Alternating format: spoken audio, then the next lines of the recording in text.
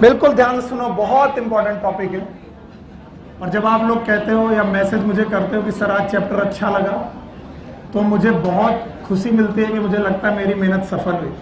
जब आप ये कहते हो कि नहीं समझ में आया, तब भी मुझे लगता है कि चलो तुम सुन तो रहे थे, तभी समझ में नहीं आया।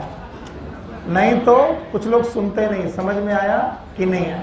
तो हमें दोनों तरीके के मैसेज आपके वेट रहते हैं। जब आप अच्छा कहते हो तो मुझे अच्छा लगता है। फिलहाल हर चीज़ को अच्छा नहीं कहना, कहना उसे अच्छा जो अच्छे से समझ में आए।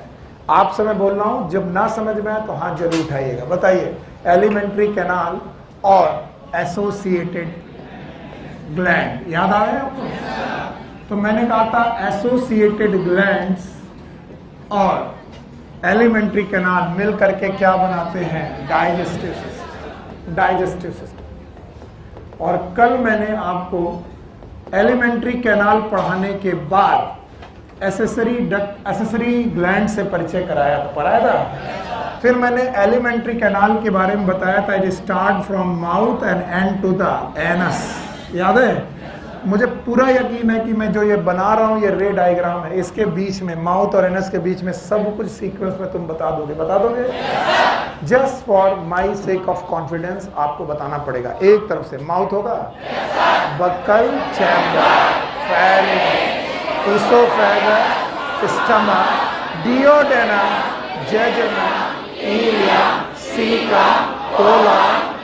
सीकम में भी, कोलन में भी ascending, transverse, descending, sigmoid, rectum, anus. पक्का? फिर हमने इनकी 4 लेयर पढ़ी। एक और सेरोसा, मस्कुलरिस, सबम्यूकोसा, म्यूकोसा। और इनसे इनके अंदर की 2 ग्लैंड पढ़ी, एक गैस्ट्रिक ग्लैंड। पक्का? अब फिर हमने कहा कि जब एलिमेंट्री कैनाल खत्म हो जाएगी तो हमारे पास कौन आएंगी? एसोसिएटेड ग्लैंड्स आएंगी। मैंने कहा एलिमेंट्री कैनाल के साथ जुड़ी हुई 3 एसोसिएटेड, 3 तरीके की, 3 नहीं 3 तरीके की एसोसिएटेड ग्लैंड है। पहली कौन सी? सलाइवरी ग्लैंड है। यस, आपको मालूम है सलाइवरी ग्लैंड। दूसरा लिवर है। तीसरा पैनक्रियास। याद रहेगा?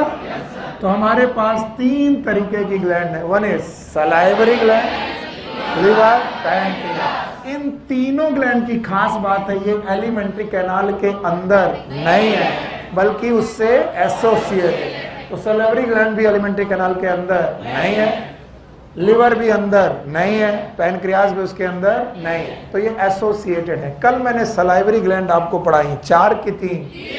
तीनों याद है? तीनों के नाम याद है? नंबर 1 पैरोटिड, सब मैक्सिलरी, सब मैंडिबुलर, सब। तो सब मैक्सिलरी, सब मैंडिबुलर अलग अलग एक ही है। इनकी डक्ट याद है? पक्का? तो आपको मालूम है पैरोटिड की ग्लैंड डक्ट का नाम Stensen's duct, Wharton's duct of Rivinus. Saliva बना 1 से 1.5 लीटर, 1 से 1.5 लीटर। और एक एंजाइम था टाइलिन, सलाइवरी अमाइलेज। पक्का? पीएच था 6.8। इसके बाद हम लोग के सामने एक और एसोसिएटेड ग्लैंड आती है, it is known as liver. Liver is the largest gland of body. Body की सबसे बड़ी ग्लैंड का नाम है लिवर।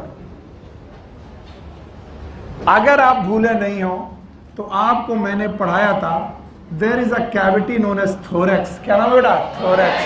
पक्का? तो आपको मालूम था कि यहां से आप बक्कल चैम्बर की तरफ से चले और बक्कल चैम्बर की तरफ से चलते हुए कहां है? ईसोफेगस। फिर से बोलो। और ईसोफेगस के बाद आपके सामने क्या आया? स्टमक। बताओ, स्टमक डायाफ्राम के अंदर था, नीचे था? नीचे था, याद रखना। और राइट साइड था कि लेफ्ट साइड? लेफ्ट साइड पे था। तो आपको मालूम है कि भाई लेफ्ट साइड में आपके पास डायाफ्राम के नीचे एक स्ट्रक्चर था जिसका नाम था स्टमक। तो बताओ, मैंने जो ये बाउंड्री बनाई है इसका नाम क्या है? डायाफ्राम।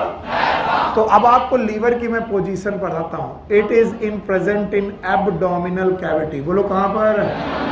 ये एब्डोमिनल कैविटी में पाया जाता है। तो कई बार बच्चे तो एब्डोमिनल कैविटी का दिमाग ही नहीं लगा पाते कि सर कहना क्या चाहते हैं। देखो भाई, मैं आपके सामने ये कोशिश कर रहा हूं कि आपको कुछ बहुत समझ में, मान लीजिए ये हाथ है और ये आपकी बॉडी का पोर्शन है, ये रहा वो बॉडी का पोर्शन, और ये रहा डायाफ्राम, क्या रहा, और ये रही नेक, क्या रही बेटा, नेक। तो नेक से लेकर डायाफ्राम इट इज थोरैक्स, फिर से बोलो, और डायाफ्राम के नीचे up to pelvis, up to pelvis, pelvis तक पहुंचते वक्त ये कैविटी का नाम एब्डोमेन। हाँ, तो डायाफ्राम के नीचे होना एब्डोमेन, डायाफ्राम के ऊपर होना थोरैक्स। तो this region is known as thorax और it is known as abdomen. तो बताइए हमारा पास लीवर कहां पर मिलेगा, एब्डोमेन, लेफ्ट साइड के राइट साइड, राइट। तो it is present in abdominal cavity, right side, ये राइट साइड में एब्डोमिनल कैविटी में प्रेजेंट है, below the diaphragm, below the diaphragm. कई बार जब मैं डॉक्टर को के पास जाता था और दिखाता था, डॉक्टर साहब कहते थे लेट जाओ, फिर वो पेट को पता नहीं दबा दबा के देखते थे। मुझे आज तक समझ में नहीं आता था जब तक मैं एमबीबीएस नहीं था कि ये पेट में क्या ढूंढा करते हैं। तो वो एक्चुअली दो चीजों को पियर्स करके देखना चाहते थे, वो डायाफ्राम के नीचे उंगलियां डाल के देखना चाहते हैं। अगर पेन होगा पेट की तरफ, बाईं तरफ, तो आपको कहाँ बीमारी है, पेट में, और अगर आपको दाईं तरफ पेट है, बीमारी है, तो कहां पर होगा, हाँ, लीवर। और बीच में अगर उन्होंने ठोक के देखा इट इज इंटेस्टाइन, बोलो क्या, इंटेस्टाइन, और फिर वो ठोक के देखते हैं कि गैस है कि नहीं। Gas is the sign and symptom for any GI disease. कैसी डिसीज, अगर आपकी गैस्ट्रोइंटेस्टाइनल में कोई भी डिसीज है, गैस बनेगी, क्या बनेगी, गैस, चाहे वो स्टमक में हो, चाहे वो लिवर में हो, चाहे वो इंटेस्टाइन। तो याद रखना, लीवर की पोजीशन मुझे बताएंगे आप लोग, जल्दी से बताओ, राइट साइड के लेफ्ट साइड, डायाफ्राम के ऊपर, नीचे होगा, और किस कैविटी में, एब्डोमिनल। और बोलते हैं लीवर जो होगा वो 2 लोब का होगा, कितने लोब का, 2 लोब। तो याद रखना उसमें 2 लोब प्रेजेंट है, ये आपको याद रखना है। It is made up of 2 lobes, 2 lobe का लीवर प्रेजेंट है। तो liver is made up of 2 lobes, ये 2 लोब्स है, और 2 लोब की एक डक्ट यहां पर निकलती है, और वो कैसे निकलती है वो मैं बाद में पढ़ाऊंगा। और कहां खुलती है, डियोडेनम, फिर से बोलो। तो फिलहाल मैं इस स्ट्रक्चर को हटाने जा रहा हूं। आपको लीवर की केवल पोजीशन चाहिए थी तो वो बता दो, लीवर कहां पर है, एब्डोमिनल कैविटी में है, लेफ्ट साइड की राइट साइड, राइट साइड है, शाबाश बेटे, लेफ्ट साइड की राइट साइड, एब्डोमिन कैविटी में है, और कितने लोब है, 2 लोब, और डायाफ्राम के ऊपर के नीचे, नीचे, पक्का। तो जब भी आप लीवर को देखोगे तो अब मैं केवल लीवर पढ़ा रहा हूं, और अब आपको ये बात बतानी पड़ेगी कि सर ये कहां प्रेजेंट है। बताइए कितने लोब, 2, एक कौन सा, लेफ्ट, और एक कौन सा, राइट। तो याद रखना ये 2 लोब के स्ट्रक्चर ऑलमोस्ट इसी तरीके का इसका रे डायग्राम बनता है। तो मैंने रे डायग्राम बनाने की कोशिश की। याद रखना दोनों लोब को जोड़ने वाला एक लिगामेंट मिलेगा, that is known as falciform ligament, it is known as falciform ligament,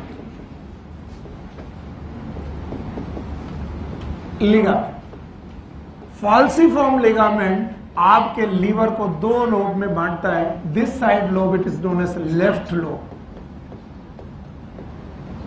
and this side of lobe it is known as right lobe. So left lobe और राइट लोब को आपस में अलग करने वाला लिगामेंट, नाम बताओ, फैल्सीफॉर्म लिगामेंट। याद रखना इस लोब के अंदर, बोलो, लीवर के लोब के अंदर, लीवर के लोब के अंदर there are some lobules and these are known as hepatic lobules. बोलो क्या नाम है, हेपेटिक लोब्यूल्स। तो एक बात और छोटी सी मैं आपसे करना चाहता हूं, आप ध्यान सुने। लीवर का एक नाम हेपार भी है, जहां पर भी लीवर लिखा हो इसका एक नाम होता है हेपार, और हेपार शब्द से शब्द पैदा होता है हिपैटो। तो जहां पर भी आपको हिपैटो लिखा हुआ मिल जाए it is related with the liver. मैं बोलूं हेपेटाइटिस, लीवर की बीमारी, पक्का। इसका मतलब है हिपैटो शब्द जहां पर भी लिखा मिल जाए इट इज लिवर। हिंदी में इसे जिगर बोलते हैं, और जब कभी लोग बोलते हैं कि मेरा जिगर बहुत बड़ा है, एक्चुअली वो बीमार है, क्योंकि लीवर का बड़ा हो जाना इट इज हिपैटोमेगाली, और लीवर का बड़ा होना एक बीमारी है। ठीक बात नहीं। तो जो बोले मेरा जिगरा बहुत बड़ा है, बोलो डॉक्टर को दिखाओ। ठीक है, हाँ। तो याद रखना, जिगर, लिवर, हेपार एक ही शब्द है। मैंने ये क्यों बोला? क्योंकि मैंने हेपेटिक लोब्यूल शब्द यूज किया। क्या यूज किया? Hepatic. So what I mean to say कि आप चाहे राइट लोब में घुसे चाहे लेफ्ट लोब में घुसे, इन राइट लोब और लेफ्ट लोब में आपको छोटे छोटे लोब्यूल मिलेंगे, and these lobules are known as hepatic lobule. तो बताओ, ये लोब है और दीज आर लोब्यूल। तो बताओ, दीज आर लोब की लोब्यूल, लोब्यूल। तो रियल डायग्राम बना रहा हूं कि रे डायग्राम? रे डायग्राम। बहुत ध्यान सुनना। बताओ, लीवर के कितने लोब? एक और राइट लोब, एक लेफ्ट लोब। डायाफ्राम के नीचे फॉल्सिफॉर्म, लिगामेंट। लोब के अंदर घुसे तो क्या मिला? लोब्यूल। जब आप एक किसी लोब्यूल का बृहद स्ट्रक्चर, बड़ा स्ट्रक्चर देखने की कोशिश करेंगे तो क्या दिखाई पड़ेगा? जब भी आप किसी लोब्यूल का एक बड़ा सा स्ट्रक्चर देखने की कोशिश करेंगे तो वो ऐसे दिखाई पड़ेगा। इस बड़े से स्ट्रक्चर में बेटा कैप्सूल प्रेजेंट होगा, and that capsule is known as Glisson's capsule. यानी ये बड़ा सा लोब्यूल है। ऐसे लोब्यूल के चारों तरफ, चारों तरफ एक बेटा कनेक्टिव टिश्यू का कैप्सूल प्रेजेंट होगा। This is known as Glisson's capsule.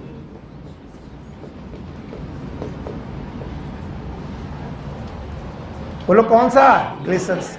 तो कल को मैं यहां पर बोलूं ये दूसरा लोब्यूल है, तो बताओ इस दूसरे लोब्यूल का ये कौन सा कैप्सूल है? ग्लिसन्स।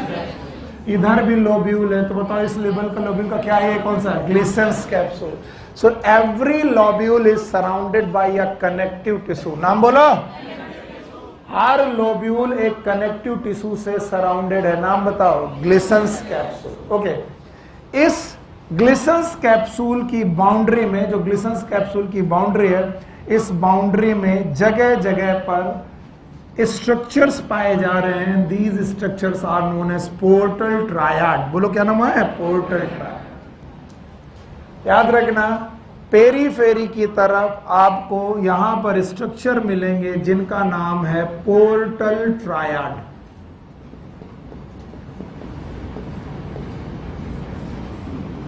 थोड़ा ज्यादा है लेकिन आपको पढ़ना पड़ेगा।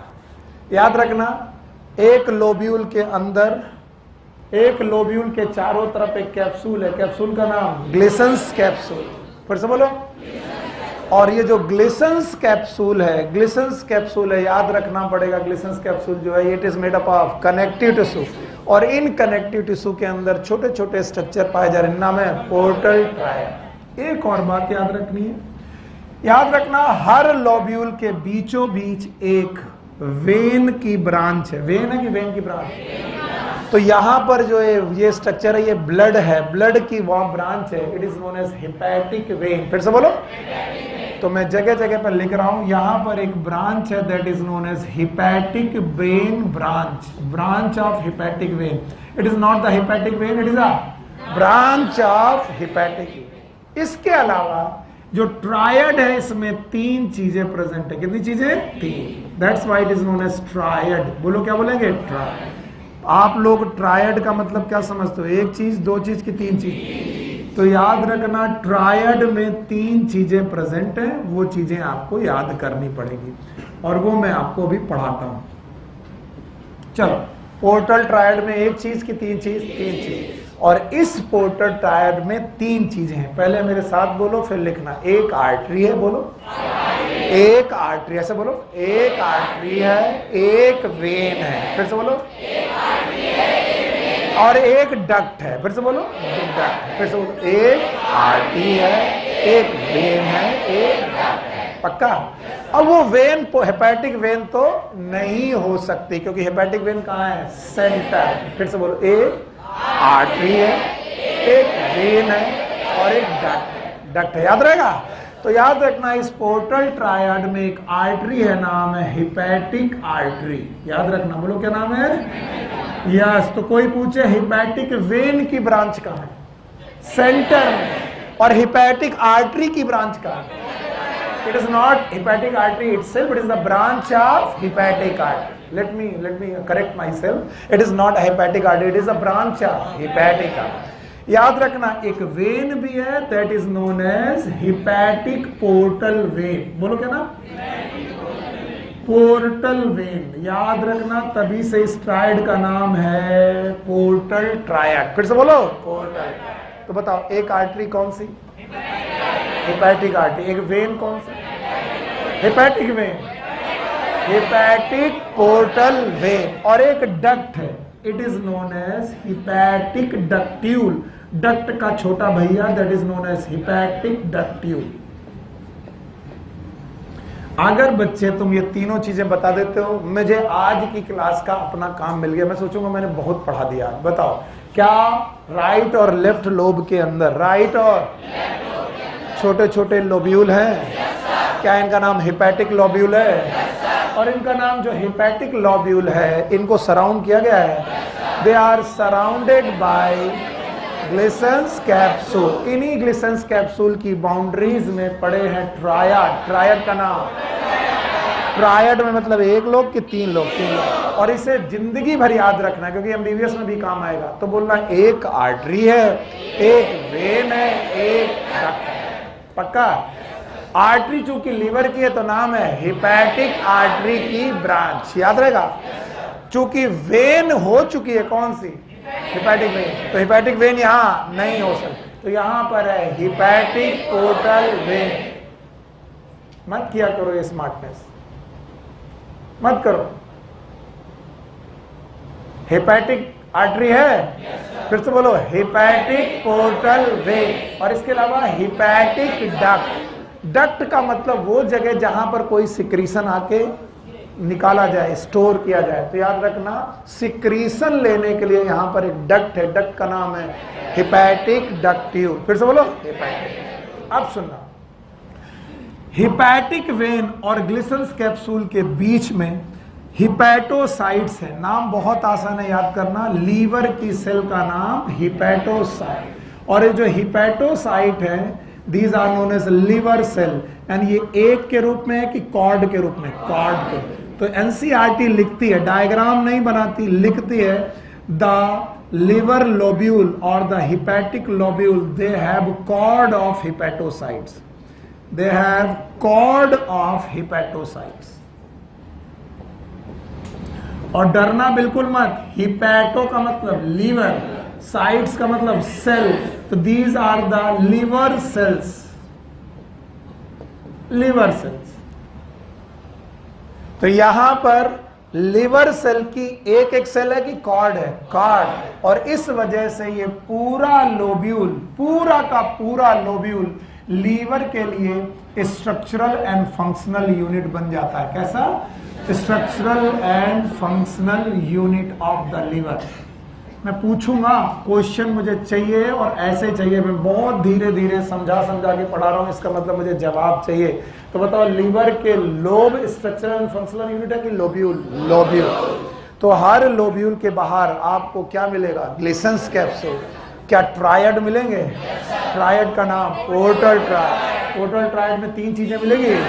अंदर हिपैटिक वेन मिलेगी, हिपैटिक वेन से पेरीफेरी की तरफ बेटा आपको धागे मिलेंगे. पर धागे एक सेल क्योंकि बहुत सारे, और इन सेल का नाम होगा कॉर्ड ऑफ हिपैटोसाइट. अब सुनना, बहुत आसान हो गया. ये पूरा structure he structural and functional unit है. किसका?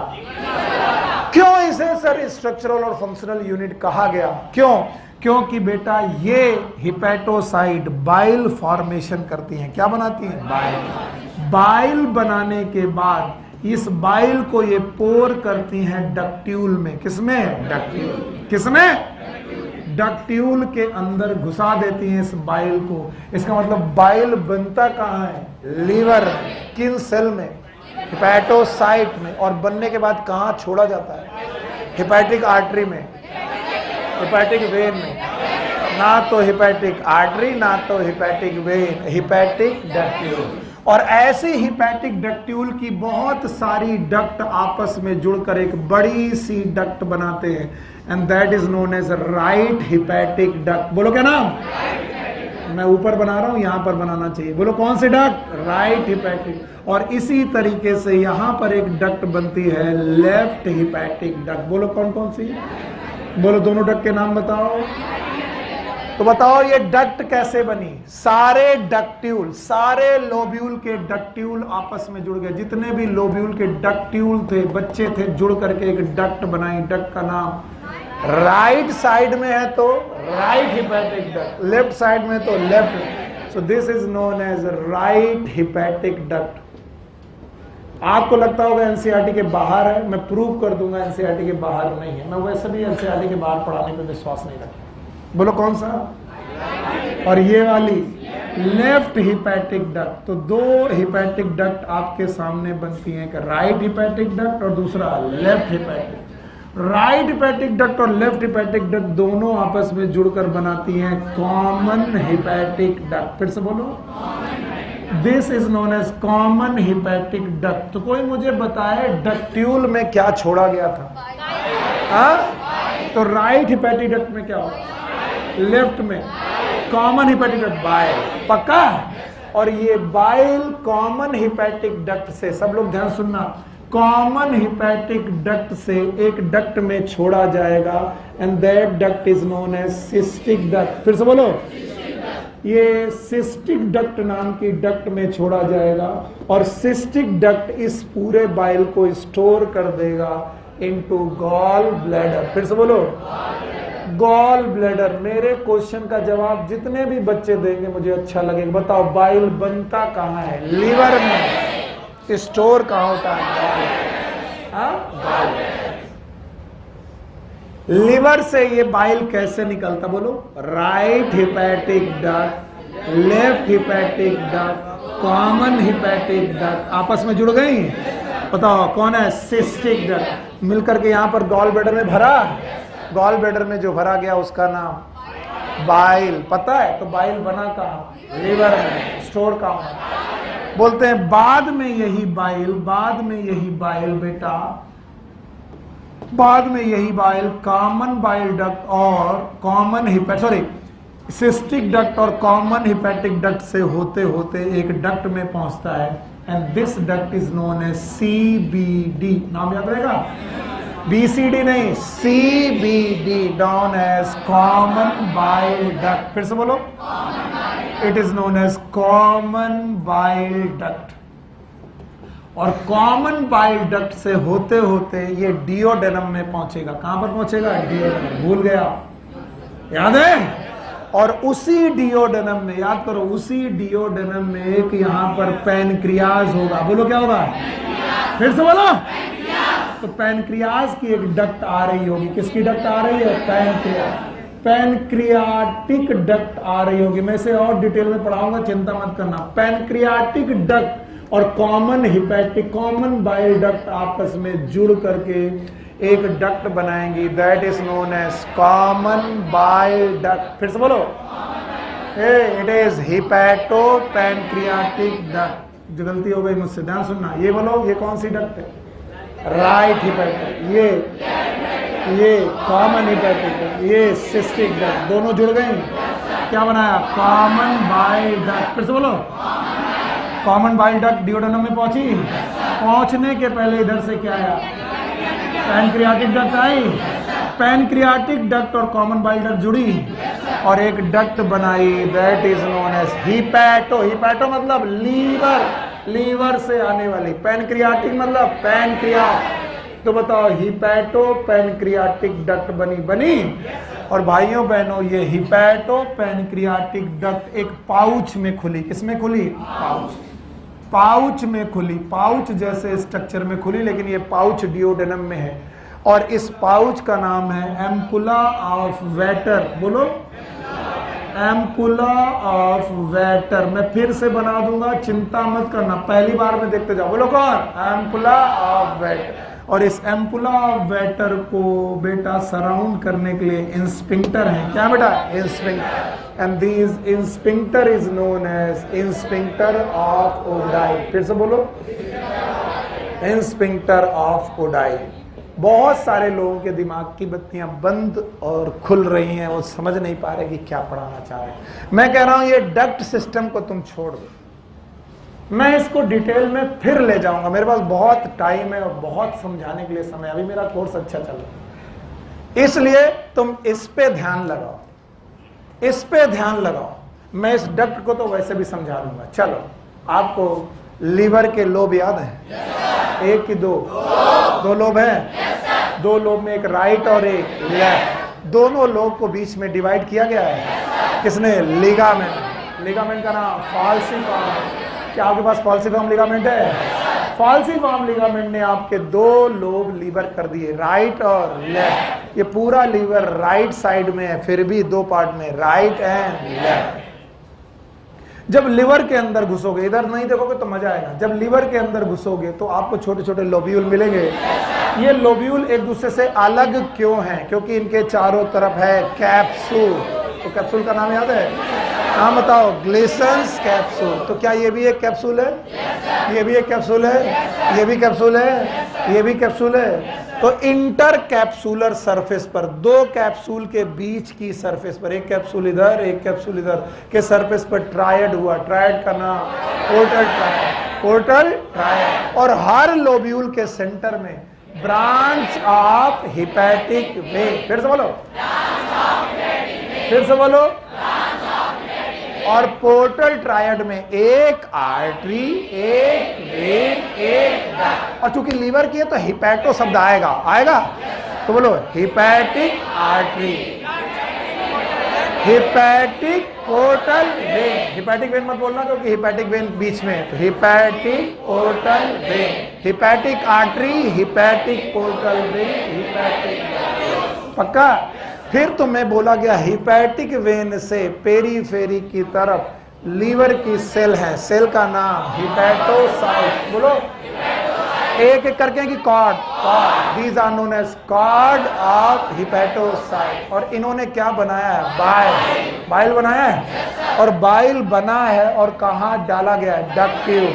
सारे डक्ट्यूल मिलकर के दो मेजर डक्ट बना रहे हैं, right hepatic duct, left hepatic. तो लोब्यूल का बाइल आ रहा है लेफ्ट, राइट साइड से कि लेफ्ट साइड? राइट साइड, इधर से लेफ्ट साइड, दोनों मिलकर के कॉमन हिपैटिक डक्ट बनाया है। कॉमन हिपैटिक डक्ट मिलती है बेटा जुड़कर सिस्टिक डक्ट। तो बताओ बाइल बना कहाँ? लीवर, स्टोर कहाँ?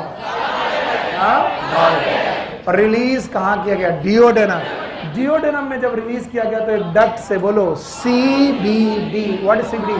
Common bile duct. लेकिन कॉमन बाइल डक्ट जब भी ओपन होती है उसे पैनक्रियाज की डक्ट का सहारा मिलता है। किसका? पैनक्रियाज। और जब पैनक्रियाज की डक्ट का सहारा मिलता है, इसका नाम पैनक्रियाटिक डक्ट। तो ऊपर से ऊपर से कॉमन बाइल डक्ट, इधर से पैनक्रियाटिक डक्ट, दूसरी तरफ हिपैटो पैनक्रियाटिक डक्ट। डियोडेनम में खुलती हैं, एक पाउच में खुलती हैं, पाउच का नाम है एम्पुला ऑफ वेटर। घबराओ मत, दोबारा लिखेंगे, मैं हूं, बोलो क्या? Ampulla of waiter. और उस पे एक इंस्पिंक्टर है, इंस्पिंक्टर ऑफ। अगर आप इतना सीख लिए हो तो आपको एनसीईआरटी की किसी भी लाइन से डर नहीं लगेगा। क्या आप इंस्पिंक्टर ऑफ ओडाई जानते हो? मैंने बहुत सारे इंस्पिंक्टर पढ़ाए। स्टमक में ऊपर वाला कार्डिया है, नीचे वाला पाइल। आज फिर से एक इंस्पिंक्टर पढ़ा रहा हूं, इंस्पिंक्टर ऑफ ओडाई। ये वो ऐसी ओपनिंग है जो ओपनिंग को कंट्रोल करते हैं, याद रहेगा? बाय बाय करें इसे। अगर इसे करते हैं तो अब आपको दिखाई पड़ेगा कुछ ऐसा अच्छा सा स्ट्रक्चर। देखना आप, बहुत अच्छा लगेगा आपको जब मैं आपके सामने ये स्ट्रक्चर इन डिटेल बनाऊंगा। बताओ ये लीवर है? Yes sir. बेवकूफो, तुमसे बड़ा बेवकूफ दुनिया में कोई नहीं। ये लीवर है।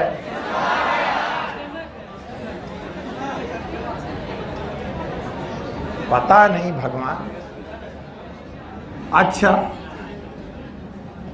बताओ ये लीवर है? Yes sir. हाँ, पैनक्रियाज है। अच्छा, हमने कहा ये लीवर है तो भैया ये भी पैनक्रियाज। अभी पैनक्रियाज पढ़ाना बाकी है, मैं पढ़ाऊंगा, पर मैं पहले से भूमिका तैयार कर रहा हूं मैं क्या पढ़ाऊंगा।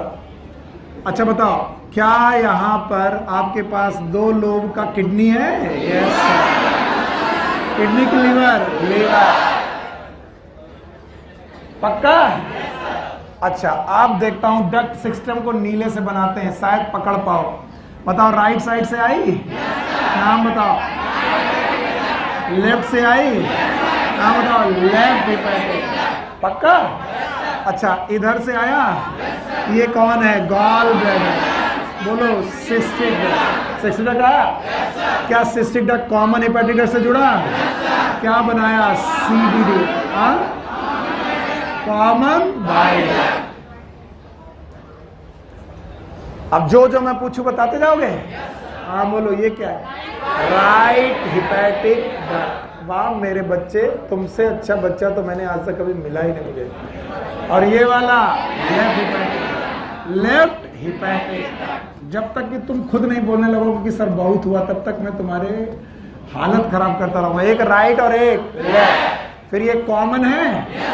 सर ये रही common hepatic duct. Common hepatic duct. पक्का? कॉमन हिपैटिक डक्ट में कौन जुड़ा? Cystic duct. सिस्टिक डक्ट जुड़ा और फिर बना कॉमन बाइल डक्ट। शाबाश मेरे बच्चे, कॉमन बाइल डक्ट। पक्का? और कॉमन बाइल डक्ट में आकर के जुड़ी आकर के पैनक्रियाटिक डक्ट। तो क्या ये बहन जी पैनक्रियाटिक डक्ट है? तो ये रही पैनक्रियाटिक डक्ट। और पैनक्रियाटिक डक्ट और कॉमन बाइल डक्ट जुड़ गई।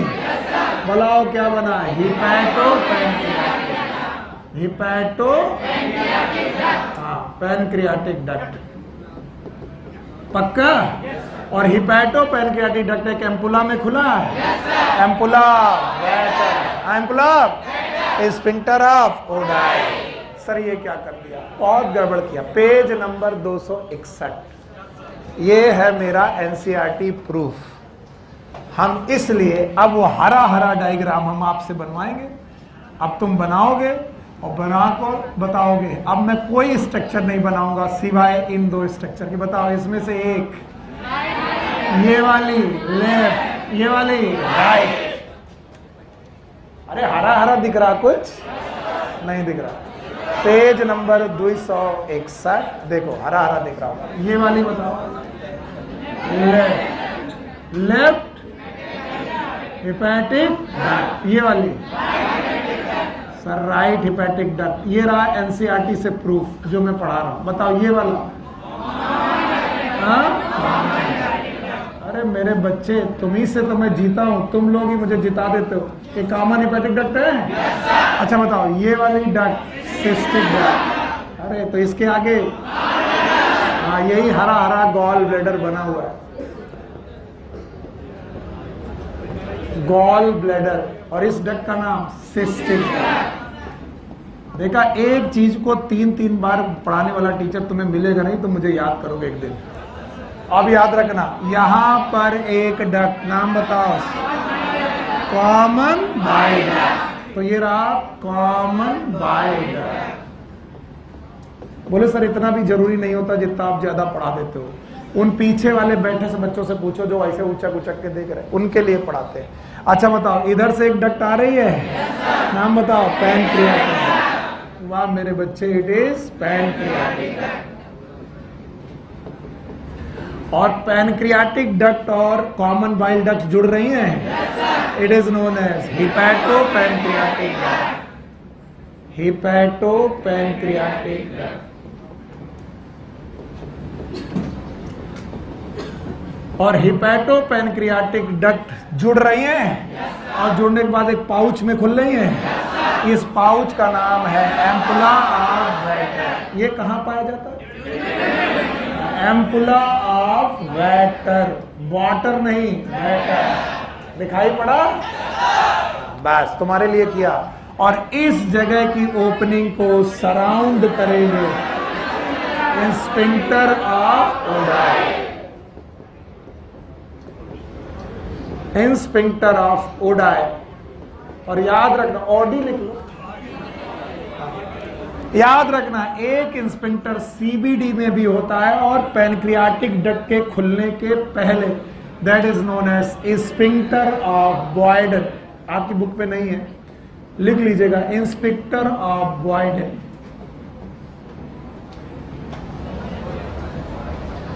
Sphincter of Boyden, it is only duct system. अगर आप अपनी बुक में हरा हरा स्ट्रक्चर देख पा रहे हो, जिनके पास अच्छी बुक है, कलरफुल बुक है, वो इस पूरे हरे स्ट्रक्चर को देख लेंगे। देख लेंगे? दिखाई पड़ा? जेरोक्स वाला मिला है तो सामने वाले का हरा हरा देख लो। हाँ भाई, this is known as sphincter of Oddi, this is known as sphincter of Boyden. बताओ बॉयडन किसको लेकर के आ रहा है? बाइल। हाँ, बाइल। यहां से क्या आ रहा होगा? बाइल। यहां से पैनक्रियाटिक जूस, तो दोनों मिलकर हिपैटो पैनक्रियाटिक डक्ट। और अगर आप अलाउ करें तो आपको दिखाई पड़ेगा ये कहाँ हो रहा है। Yes, it is happening in, हाँ, क्या ये डिओडेनम में हो रहा है? तो सर अगर ये डिओडेनम में हो रहा है तो ये सी सेप डिओडेनम में खुल रहा है। और इस तरीके से अगर मैं डायरेक्ट ये डायग्राम बना देता, चाहे जितने बड़े आप होशियार हो, बिना डिओडेनम का रेफरेंस लिए डायग्राम बना देता, तुम उल्टी कर देते। अब मुझे विश्वास है, मैं भी स्टूडेंट रहा हूं। अब तुम इनके मम्मी पापा को भी पता लगा लोगे। पता लगा लोगे? तुम कहां से आई हो? लेफ्ट साइड से। तुम कहां से? और तुम लेफ्ट साइड में कहां से आई हो? लोब्यूल। लोब्यूल में कहां से? Portal tried. पोर्टल ट्राइड में कहां से? Hepatic ductules. तुम्हारे पास बाइल कहां से आया? Cord of hepatocytes. Cord of hepatocytes. नहीं आया? तो बताओ लीवर के सिक्रीशन का नाम क्या है? बाइल। हाँ, बाइल। बनता कहां है? Formed in liver. पक्का? Store in gall bladder. Gall bladder में स्टोर होता है। इसी को बोलते हैं पित्त की थैली। बोलो क्या बोलते हैं? पित्त की। और रिलीज कहाँ होता है? डिओडेनम। बहुत सही, रिलीज इन डिओडेनम। और किस पाउच में? Ampulla of waiter. और कौन सा स्फिंक्टर? इंस्फिंक्टर। मैं फिर से पूछ रहा हूं, जवाब चाहिए। बनता कहाँ है? स्टोर कहाँ होता है? Gall bladder. हाँ, गॉल। और रिलीज कहाँ होता है? डिओडेनम। किस एम्पुला में? Ampulla of Vater. किस इंस्फिंक्टर से? Sphincter of. One more thing you have to know, the gall bladder is absent in घोड़ा। G for gallbladder, G for घोड़ा। That's why I am telling this. I am sorry for my language. ऐसे आपको ज्यादा याद रहेगा। Gallbladder is absent in horse. ये question एक बार पूछा जा चुका है। मैमल में, हॉर्सेस में गॉल ब्लैडर एब्सेंट होता है, इसलिए वो अपना बाइल डायरेक्ट कहाँ पर भेजते हैं? डिओडेनम। स्टोर नहीं कर। और अब सुनो, जब कभी भी आपको गॉल ब्लैडर स्टोन हो जाता है, क्या हो जाता है? गॉल ब्लैडर स्टोन, तो आपको पित्त की थैली में पथरी पड़ जाती है। तब हम पथरी नहीं निकालते, हम ये गॉल ब्लैडर काट के निकाल देते हैं और इसे सिल देते हैं, तो हम हो जाते हैं घोड़े जैसे। मतलब यानी अब बाइल बनेगा, बनना बंद नहीं हो, लेकिन स्टोर। और डायरेक्ट कहाँ जाएगा? इंटेस्टाइन। और डिओडेनम में उस समय फैट नहीं हुआ, तो यूजफुल की यूजलेस? यूजलेस। इसलिए जिनके भी गॉल ब्लैडर को निकाल दिया गया है, खूब घी पिए। वो पिए नहीं, क्योंकि घी का डाइजेशन कर पाना मुश्किल है। So this was the liver for you. अगर आपको समझ में आया तो, नहीं आया तो अपने तरीके से एनसीईआरटी पढ़ लेना। आया? नहीं सर, खतरनाक है। खतरनाक नहीं है। अगर तुम्हारा मन कर रहा है कि सर ज्यादा पढ़ा है, तो एनसीईआरटी की 4 लाइनें पढ़ना। उन 4 लाइनों में सब कुछ लिखा। एक बार पूछ लें, फिर आगे बढ़ जाएं। चलो, अब जब मैं पूछता हूं तो मुझे कुछ चाहिए नहीं होता यहाँ। देखो, अब बताओ, अब तुम बता दोगे तो बताओ। लीवर आपकी बॉडी की स्मॉलेस्ट ग्लैंड की लार्जेस्ट? थोरैसिक कैविटी में है। थोरैसिक की एब्डोमेन, डायाफ्राम के लेफ्ट साइड। शाबाश, सारे क्वेश्चन सही। एक लोब की 2 लोब? एक राइट, एक लेफ्ट। पक्का? बीच में लिगामेंट है? फाल्सीफॉर्म लिगामेंट। इसके बाद अगर रास्ता सही चल गया तो काम बन जाएगा। अंदर लोब्यूल है, these are known as hepatic lobule, structural and functional unit. पक्का? अच्छा बताओ, जो ये हेपेटिक लोब्यूल है इनके इंटरलोबुलर जंक्शन पे किसमें? ट्रायाड है, नाम है पोर्टल ट्रायाड। एक आर्टरी, एक वेन, एक कौन सी आर्टरी? हेपेटिक आर्टरी की ब्रांच। कौन सी वेन?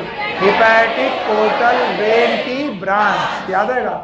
और पक्का सेंटर में एक है कौन? Hepatic when. हेपेटिक वेन की ब्रांच से पेरीफेरिक तरफ क्या लीवर सेल गई हैं? These are known as cord of hepatocyte। क्या बनाती हैं? कहाँ डालती हैं? डक्ट्यूल। डक्ट्यूल से कहाँ जाता है? डक्ट। राइट साइड की राइट डक्ट, लेफ्ट साइड की left. Right hepatic duct, left hepatic duct, common hepatic duct, cystic duct, common bile duct, hepatopancreatic duct, ampulla of बैट, स्फिंक्टर ऑफ। अचानक तुम लोग को ज्यादा समझ में आने लगा। अरे तुम लोग अच्छे हो, शाबाश, बहुत अच्छे बच्चे हो तुम लोग। Now the next gland is pancreas.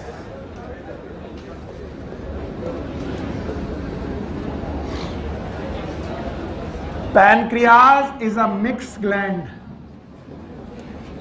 ये आपकी बॉडी की एक मिक्स ग्लैंड है।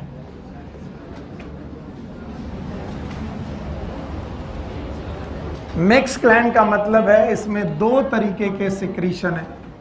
एक इसका एंडोक्राइन पार्ट है,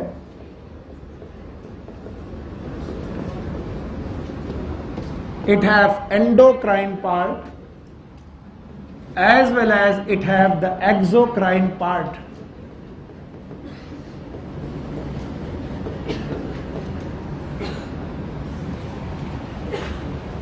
Endocrine part of the pancreas, it is known as islets of Langerhans.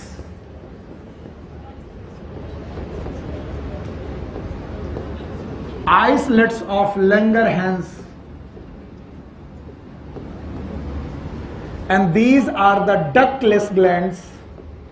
इनमें डक्ट नहीं पाई जाती, डक्टलेस ग्लैंड। और ये अपना सिक्रीशन डायरेक्ट ब्लड में छोड़ते हैं in the form of hormones. Although वो एक अलग टॉपिक है जो मैं एंडोक्राइन सिस्टम में पढ़ाऊंगा, कोई मेरे नॉलेज पे शक ना करे। आज सुबह वाले क्लास में किया, उसने कहा सर ये बताओ इंसुलिन किस वाली सेल से बनता है, ग्लूकागॉन किससे बनता है। हमको आता है, हम बता सकते हैं, हमारा नॉलेज चेक ना करो। अभी सुनो, हार्मोन्स तीन प्रकार के हैं यार, फिलहाल दो नाम याद रखो। एक कौन? Insulin, insulin. दूसरा कौन? ग्लूकागॉन। और इनका डिटेल मैं तुमको बिना पढ़ाए मानूंगा नहीं। कब? जब क्या पढ़ाऊंगा? Endocrine system. सो मैं एंडोक्राइन सिस्टम में इन दोनों हार्मोन को डिटेल में पढ़ाऊंगा, डरना मत। एक हार्मोन है इंसुलिन, दूसरा नाम है ग्लूकागॉन। तो बताओ ये पैनक्रियाज की डक्टफुल ग्लैंड है कि डक्टलेस? डक्टलेस। क्या ये एंडोक्राइन पार्ट है? क्या ये अपना सिक्रीशन ब्लड में छोड़ते हैं? डायरेक्ट ब्लड में छोड़ते हैं। उनके सिक्रीशन का नाम क्या है? हार्मोन। हमें इस ग्लैंड से मतलब नहीं है, इस पार्ट से मतलब नहीं है, क्योंकि डाइजेस्टिव सिस्टम में इस पार्ट का कोई रोल नहीं है। और हम पढ़ रहे हैं डाइजेस्टिव सिस्टम जिसमें एक्सोक्राइन ग्लैंड का पार्ट है। बोलते हैं एक्सोक्राइन पार्ट जो होता है इसके तीन मुख्य पार्ट होते हैं।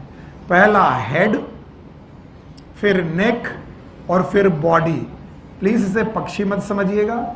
ये आपकी पैनक्रियाज है जो आपको डिओडेनम में कुछ इस तरीके से दिखाई पड़ती है। Let's suppose if it is a duodenum, अगर ये आपका डिओडेनम है तो इस डिओडेनम में पैनक्रियाज इसके सी पार्ट में ऐसे लगी हुई एक ग्लैंड है। और जो ये एक ग्लैंड आपको ऐसे दिखाई पड़ रही है तो इसके तीन पार्ट दिखाई पड़ेंगे, this this this. This part is known as head, ये हेड पार्ट है। This part is known as neck and this part is known as body.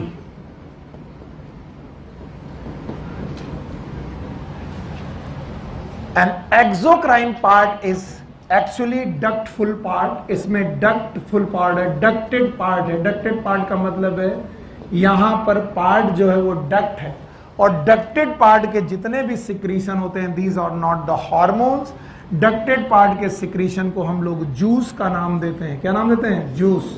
और इस जूस का नाम है पैनक्रियाटिक जूस। तीसरा जूस मैंने आपको पढ़ाया, रादर चौथा पढ़ाया, पैनक्रियाटिक जूस। चलिए मैं आपको 4 जूस के नाम पढ़ाता हूँ, रादर 5। सलाइवा, पहले बोलो। एक जूस था, सलाइवा एक जूस था। Gastric juice, intestinal juice, bile juice. Bile juice याद आया? And now pancreatic. फिर से बोलो 5 जूस के नाम बताओ। सलाइवा, सलाइवा हो गया। फिर गैस्ट्रिक जूस, कहाँ का? स्टमक। इंटेस्टाइनल जूस, कहाँ का? इंटेस्टाइन। 3 हो गया। बोलो बाइल जूस, लीवर का। और पैनक्रियाटिक जूस। तो याद रखना, pancreatic juice is secreted by endocrine part के exocrine. And as all we know, exocrine part अपना सिक्रीशन एक डक्ट में डालते हैं। कहाँ डालते हैं? डक्ट। और ये डक्ट बेटा खुलती है हेड में। बोलो कहां पर? हेड में। This duct of the pancreas is known as, ज्यादा नॉलेज देने के मूड में नहीं हूं, लेकिन लिख लो क्योंकि आ गया है मुंह में तो सुन लो। इस डक्ट का नाम है duct of Wilson. Duct of Wilson, also known as pancreatic duct. Pancreatic duct. और याद रखना, इसी डक्ट ऑफ विल्सन में यहां से आई है सीबीडी। भूल गए आप लोग? याद आया? बोलो what is CBD? Common bile duct. कहां से आई है? लीवर से। और दोनों ने मिल करके क्या बनाया? Hepato pancreatic duct. यहां ज्यादा विजिबल होगा, यहां ज्यादा विजिबल होगा। देखिएगा फिर से एक बार वही चीजें, बकवास भरी वही चीजें। बताइए यहां से कौन सी डक्ट आई? Common bile duct. फिर से बोलो, आई? अच्छा बताओ, और अपनी पैनक्रियाज की डक्ट का नाम क्या है? डक्ट ऑफ विल्सन या फिर पैनक्रियाटिक डक्ट। और क्या बनी? Hepato pancreatic duct. कौन सी बेटा? हेपेटो। और बताओ इस एम्पुला का नाम? एम्पुला। इंस्फिंक्टर का नाम? इस इंस्पेक्टर का नाम? इंस्पेक्टर ऑफ करता। कहां दिक्कत है? दिक्कत है? बताओ। पैनक्रियाज के पास पैनक्रियाटिक जूस है। क्या बेटा? पैनक्रियाटिस जूस की खास बात होती है, इसमें खूब सारा बाइकार्बोनेट आयन होता है और खूब सारे एंजाइम होते हैं। कौन कौन से एंजाइम होते हैं? मौका पड़ने पर सारे एंजाइम मैं आपको पढ़ाऊंगा। All the enzyme I will teach you. बहुत अच्छी तरीके से समझाने की कोशिश करूंगा। फिलहाल तो आप 5 जूस के नाम बता देंगे, मुझे अच्छा लगेगा। बोलो 5 जूस के नाम याद है? एक कौन? Saliva, gastric juice, intestinal juice, bile juice. और जो लोग रटते नहीं है वो कमाल करते हैं। आप लोग कमाल कर रहे हैं। आपको मालूम है किसी भी जूस को रटने की जरूरत, मुंह में निकला तो सलाइवा, स्टमक में निकला तो गैस्ट्रिक, इंटेस्टाइन में तो इंटेस्टाइन, लिवर से बाइल, पैनक्रियास से। पक्का? 3 जूसेस एसोसिएटेड ग्लैंड से हैं, सलाइवा, पैनक्रियाटिक, बाइल। एक है जो खुद एलिमेंट्री कैनाल का है। 2 कौन? गैस्ट्रिक जूस और तो बताओ पैनक्रियाज आपको समझ में आ गई? पैनक्रियाज से कितने पार्ट? 3, 2 नहीं 3। 1 इज हेड, नेक, बॉडी। पैनक्रियाट के टाइप कितने? 2। एक कौन? एक्सोक्राइन। अच्छा बताओ एंडोक्राइन पार्ट का नाम? Islets of Langerhans. यहाँ पर अल्फा, बीटा, डेल्टा और गामा। अल्फा, बीटा और गामा। अल्फा सेल से ग्लूकागॉन, बीटा से इंसुलिन, गामा से सोमेटोस्टेटिन। अलग अलग हार्मोन निकाले जाते हैं, वो मैं पढ़ाऊंगा बाद में। डरो नहीं, घबराओ मत। बस ये 2 हार्मोन के नाम बताओ। इंसुलिन, इंसुलिन है। क्या ये डक्टफुल है कि ductless? Ductless. Ductful gland is exocrine. कितने पार्ट? 3। Head, neck, body. फिर से बोलो। और इनकी अपनी एक डक्ट है, duct of Wilson. Duct of Wilson. क्या ये हेड में आके खुलती है और हेड डिओड्रम में खुलता है? वहीं पर उसको किसका सिक्रीशन मिलता है? बाइल का, बाई सीबीडी। सीबीडी और पैनक्रियाटिक कॉमन बाइल डक्ट और पैनक्रियाटिक डक्ट क्या बनाएगा? Hepato pancreatic duct. पाउच में खुलेगा, नाम बोलो, एम्पुला डक्ट। इंस्पेक्टर का नाम, इंस्पेक्टर यहाँ पर इंस्पेक्टर। बाय बाय करें। तो ये था total conditions. Now the next topic is digestion, digestion of food.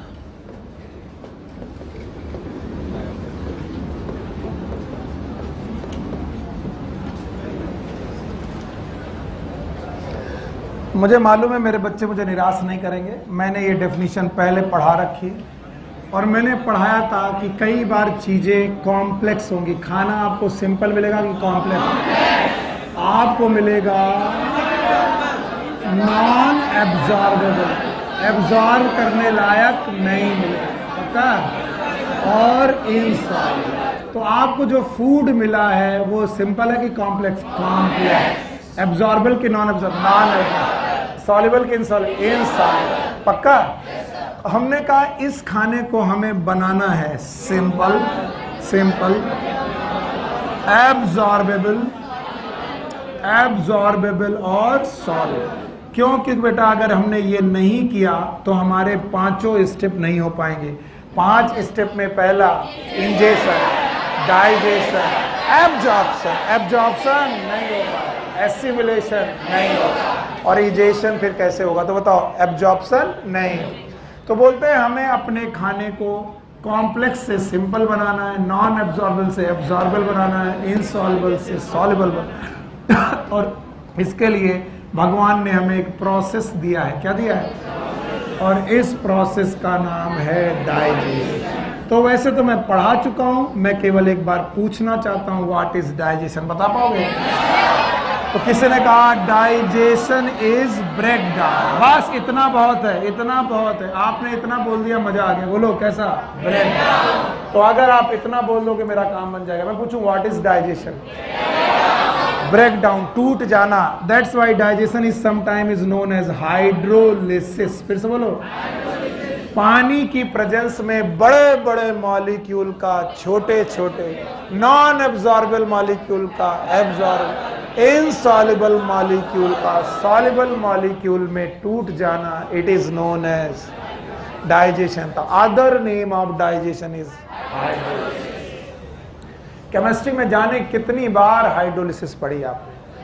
आज बायोलॉजी में हाइड्रोलिसिस का दूसरा नाम सुनकर के अच्छा लगा। नाम बताओ, डाइजेशन। क्या आप डेफिनेशन ऑफ डाइजेशन बता पाओगे?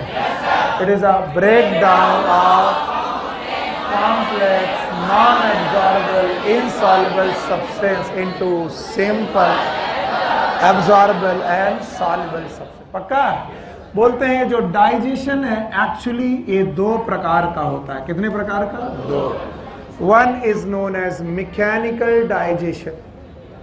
मैकेनिकल डाइजेशन का मतलब है इस डाइजेशन में हम फिजिकल फोर्सेस को यूज करते हैं।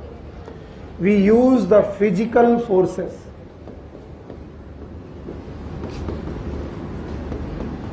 दांत से काट के तोड़ना, इट इज मैकेनिकल। दांत से काट कर कॉम्प्लेक्स चीजों को तोड़ना, इट इज मैकेनिकल। काटना, चर्निंग, ग्राइंडिंग। तो डाइजेशन का मतलब ब्रेक डाउन है। कैसे भी तोड़ो, बस तोड़ो। अगर तोड़ते वक्त तुमने फिजिकल रूल लगाए, कौन से?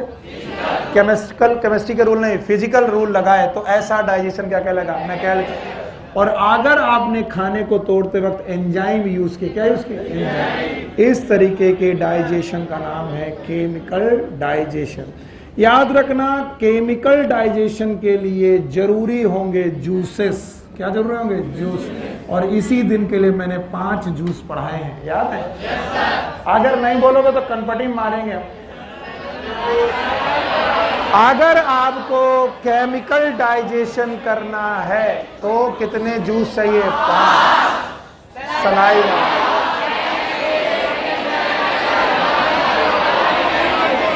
पक्का? और अगर मैकेनिकल डाइजेशन करने हैं तो मसल मूवमेंट चाहिए। मसल बाइसेप्स की नहीं, इंटेस्टाइन की, स्टमक की। और सर स्टमक और इंटेस्टाइन में मसल कहाँ से आ गई? अरे पगले, इसी दिन के लिए हिस्टोलॉजी पढ़ाई गई थी। कितनी लेयर? 4। क्या बात है, इतने अच्छे बच्चे तो मिले नहीं। बोलो मस्कुलरिस। क्या आपको मस्कुलरिस याद है? 2 मसल याद है? लॉन्गिट्यूड, एक और है, बोलो। अगर ऐसे पढ़ोगे तो कोई तुम्हारे सामने ठहर नहीं सकता। तो बोले मैकेनिकल डाइजेशन करने के लिए मुझे मस्कुलर मूवमेंट चाहिए। क्या चाहिए? तो कोई सर कौन सी मसल का मूवमेंट? बाइसेप ट्राइसेप नहीं sir, longitudinal muscle, circular muscle, oblique muscle, that is present in alimentary canal, present in oesophagus, stomach, intestine. और याद रखना, whether it is muscular movement, मैं थोड़ा फास्ट हो जाऊं तो बता देना सर फास्ट हो रहा। मस्कुलर मूवमेंट करने के लिए भी आपको नर्व चाहिए। क्या चाहिए? ताकि नर्व इन मसल को मूव करा सके। और बेटा जूस के सिक्रीशन के लिए भी आपको क्या चाहिए? नर्व्स। और पूरी एलिमेंट्री कैनाल में मैंने ये बात छुपा के रखी थी, क्योंकि मैं पहले बता देता तो वो तुम 4 लेयर भी ना सीख पाते। एक साथ 10 चीजें सिखा दी जाए कुछ भी नहीं आती। अगर मुझे 10 चीजें सिखानी है तो पहले 4 सिखाऊंगा, फिर 3 सिखाऊंगा, फिर 3 सिखाऊंगा, फिर 2, फिर 1, तो तुम सब सीखते जाते हो। तो मैंने छुपा के रखा था कि यस, पूरी एलिमेंट्री कैनाल में, कहा? पूरी एलिमेंट्री कैनाल में मस्कुलर मूवमेंट के लिए और जूस सिक्रीशन के लिए स्पेशल नर्व्स हैं। स्पेशल और नर्व नहीं है, इनके जाल हैं, इनके जाल हैं, एंड जाल ऑफ नेटवर्क ऑफ नर्व है। And these network of nerves, they are known as plexus. भूलना मत कभी। कभी मैं पूछूं व्हाट इज प्लेक्सस, बता पाओगे? Plexus, they are the network of nerve। और बेटा ये network of nerve alimentary canal में कहां पर? तो आपको मालूम होने चाहिए उन्हीं 4 लेयर में कहीं होंगे। आपको याद है? बोलो कौन? Serosa, muscularis, submucosa. अब ज्ञान को थोड़ा बढ़ाने की जरूरत है, क्योंकि सबम्यूकोसा तो आपको मैंने पढ़ाया था, बाकी ये प्लेक्सस नहीं पढ़ाया। तो मैं इसको रिवाइज करूं और फिर मैं आगे पढ़ा जाऊं। बताओ डाइजेशन कितने प्रकार का? एक का नाम है मैकेनिकल डाइजेशन, पक्का? और एक का नाम केमिकल। किसमें? Physical forces, mechanical. किसमें? Chemical, juice. केमिकल डाइजेशन के लिए क्या चाहिए? जूसेस, पक्का? और केमिकल डाइजेशन एंजाइम की मदद से। किसकी मदद से? एंजाइम। तो एंजाइम की मदद से होने वाले सारे डाइजेशन दे कैसे हैं? केमिकल।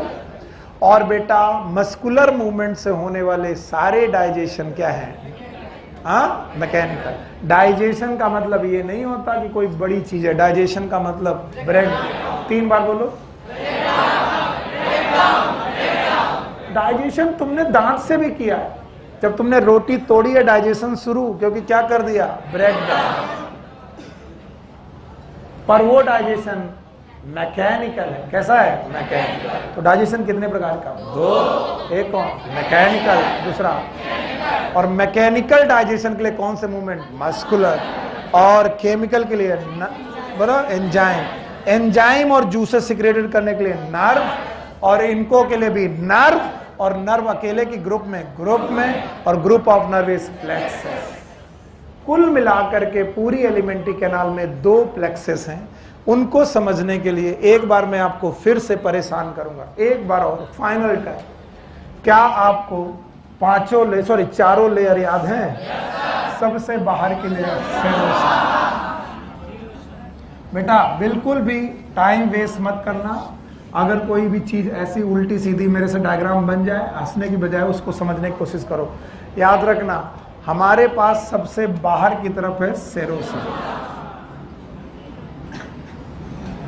सेरोसा के बाद हमारे पास मस्कुलरिस।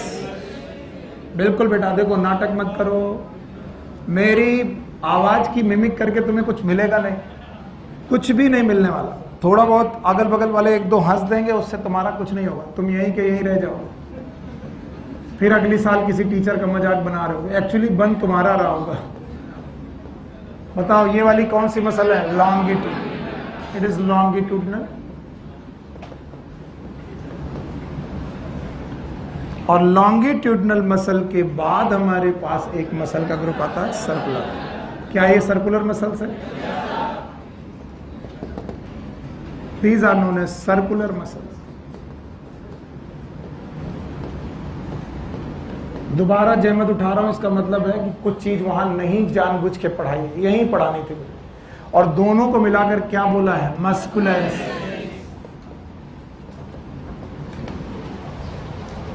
इसके बाद भाइयों बहनों हमारे पास आता है सब म्यूकोसा। क्या आता है बेटा? Submucosa. This is known as submucosa. और सब म्यूकोसा के बाद सबसे अंदर we have the mucosa with folded structure. It is known as mucosa.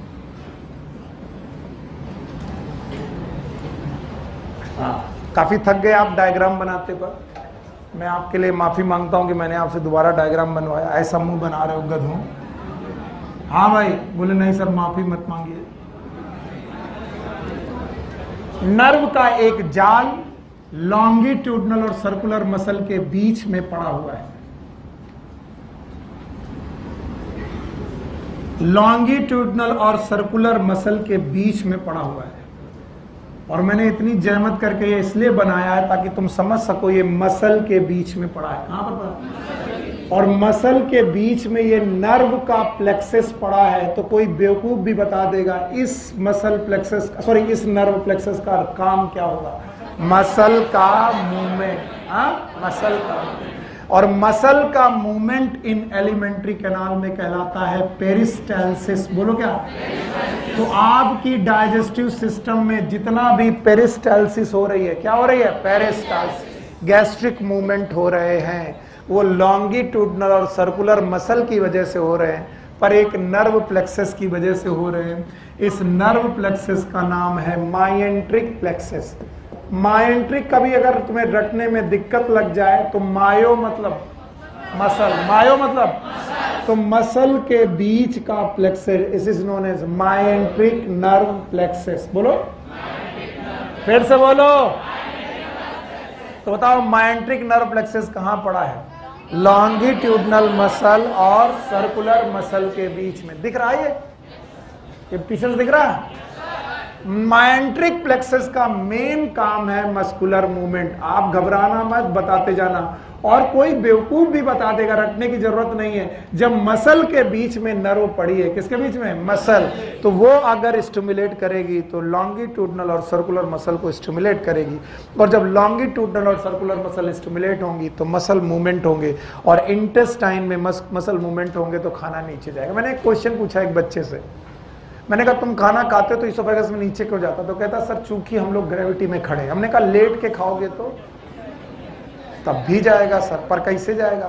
Just because of this muscle movement known as peristalsis. ये ना होते तो खाना अंदर, और भाई साहब ये ना होते तो खाना बाहर भी ना आता। और इसी को ना होना इज नोन एज कॉन्स्टिपेशन। क्या नाम है? कब्ज हो गई सर, कब्जा हो गया। व्हाट इज कब्ज? फीकल मैटर बाहर नहीं बाहर नहीं आती। क्यों? क्योंकि बेटा पेरिस्टाल्टिक मूवमेंट बढ़ गए कि कम हो गए? कम। तो आप 4 दिन से गए नहीं तो अब और नहीं जा पाओगे। क्यों? क्योंकि बेटा इंटेस्टाइन वाटर एब्जॉर्ब करके उसे हार्ड कर देगी। आगे कहानी पढ़ाऊंगा, छोड़ो। और फिर जब जाओगे महाराज, हाँ कितनी गंदी गंदी बातें हैं, but all of them are very useful when you are going to be a doctor। इसी की दवाई लोग कहेंगे भाई साहब कॉन्स्टिपेशन, बोलो 200 रुपया लगेगा। फिर आप एक जेली डालते हो, इनेमा डालते हो, इनेमा, और फिर सब बड़बड़ा के छी।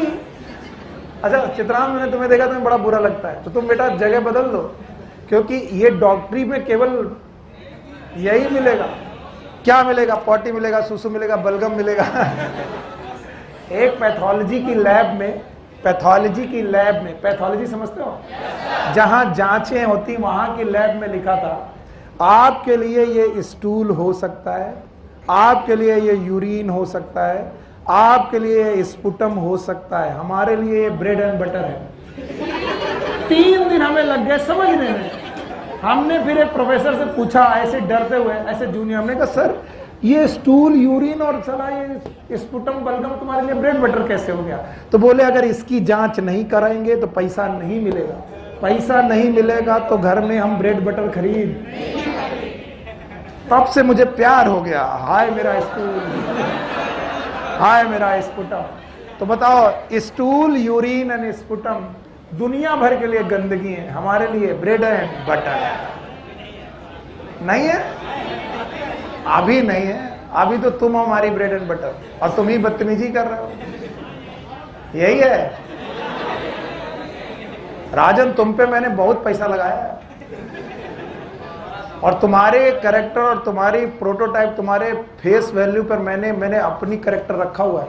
तुम बिगड़े मतलब सुनील सर ने कैरेक्टर लॉस कर दिया। अगर ये किसी गलत एक्टिविटी में पाए जाएं, तुम मान लो कि सुनील सर गलत एक्टिविटी में पाए गए,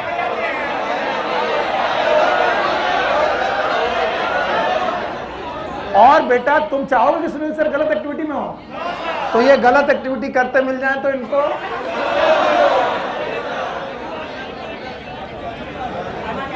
हाँ। तो भाइयों बहनों, there is one plexus present in the between the longitudinal and circular muscle. This is known as myenteric plexus, and it is for muscular movement, and these muscular movement are known as parasters. And some other plexus, this एक और plexus है जो present है आपके सब mucosa में। कहां पर?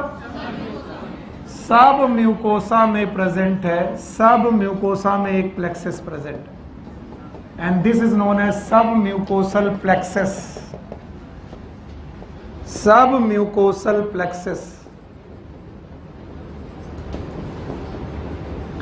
and this submucosal plexus is known as Meissner's plexus. और मीजनर्स प्लेक्सस चूंकि म्यूकोसा से एसोसिएटेड है, सब म्यूकोसा के बाद क्या है? म्यूकोसा। तो ये अपनी नर्व भेजता है म्यूकोसा पे, और म्यूकोसा में पाई जाती हैं गैस्ट्रिक ग्लैंड और इंटेस्टाइनल ग्लैंड। तो गैस्ट्रिक जूस का सिक्रीशन और इंटेस्टाइनल जूस का सिक्रीशन इसी प्लेक्सस के कंट्रोल में। कौन से? Meissner plexus. इसका मतलब Meissner plexus is for secretion of juices, juices. और आपको मैं कम से कम 5 जूसेस तो पढ़ा ही चुका हूं। पहला सलाइवा, दूसरा gastric juice, intestinal juice, bile juice. तो बताओ, अभी पीछे लौटो जहां से मैं तुम्हें लेकर के आया हूं। डाइजेशन का मतलब याद है? डाइजेशन एक प्रकार, दो प्रकार का है। एक कौन सा? मैकेनिकल और एक केमिकल। तो 2 प्रकार का डाइजेशन है। तो मैकेनिकल और केमिकल डाइजेशन, 2 प्रकार का डाइजेशन है। और इन 2 प्रकार के डाइजेशन को पढ़ने के लिए 5 प्रकार के जूस, भूल गए, 5 प्रकार के जूस और 2 प्रकार के प्लेक्सस। और मुझे यकीन नहीं 200% विश्वास है कि अगर मैं उन 4 लेयर के साथ तुम्हें ये 2 लेयर उसी दिन पढ़ा देता तो ना तुम्हें वो 4 याद आती ना ये 2 याद। तुम इतने कंफ्यूज हो जाते कि सर पता नहीं क्या है। इसीलिए आज मैं आपको बता सकता हूं कि 70% लोगों को तो समझ में आ रहा है कि कौन प्लेक्सस कहां पर है। भले 30% लोग सो रहे हैं, नहीं सुन रहे, अलग बात है। आज बिना देखे ये सारी चीजें पढ़ा पाओगे? Last time, for the sake of my confidence, मेरे कॉन्फिडेंस के लिए आखिरी बार बताओ, सबसे बाहर serosa, muscularis, submucosa, mucosa. Muscularis में घुसे हैं, बाहर लॉन्गिट्यूडनल, सर्कुलर, बीच में माइंट्रिक प्लेक्सस। फिर से बोलो, माइंट्रिक। सब म्यूकोसा में आए, सब म्यूकोसा में मीजनर प्लेक्सस।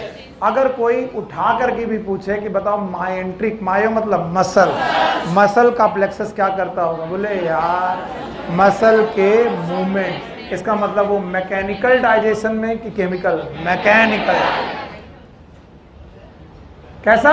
मैकेनिकल। और अगर कोई पूछे मीजनर प्लेक्सस क्या करता होगा, तो आप बोलोगे it will help in the secretion of juice. और जूस 1 की 5। 5 जूसेस के सिक्रीशन में, रादर 3 तो मुख्य रूप से सलाइवा, इंटेस्टाइनल, गैस्ट्रिक जूस के सिक्रीशन में इनका बड़ा बड़ा रोल है। Okay, now digestion in detail. अब जाके डाइजेशन तुम्हें रट्टा नहीं लगेगा।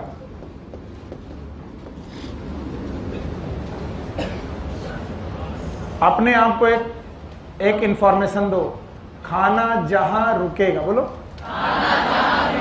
वहीं डाइजेस्ट होगा। फिर से बोलो,